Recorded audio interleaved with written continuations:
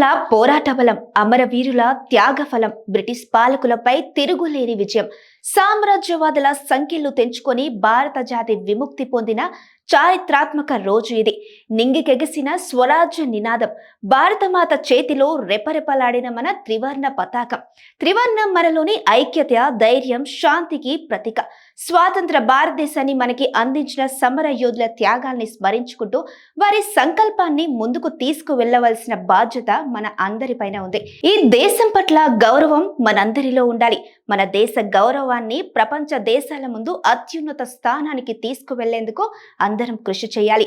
మనమందరం ఎలాంటి విద్వేషాలు, కులమత భేదాలు లేకుండా భారతమాత బిడ్డలుగా ఉంటూ దేశ ఐక్యతని ముందుకు తీసుకువెళ్లాలని మనస్ఫూర్తిగా కోరుకుంటూ మరొకసారి మన స్వాతంత్ర సమరయోధుల త్యాగాల్ని స్మరించుకుంటూ అందరికీ 79వ స్వాతంత్ర దినోత్సవ శుభాకాంక్షలు.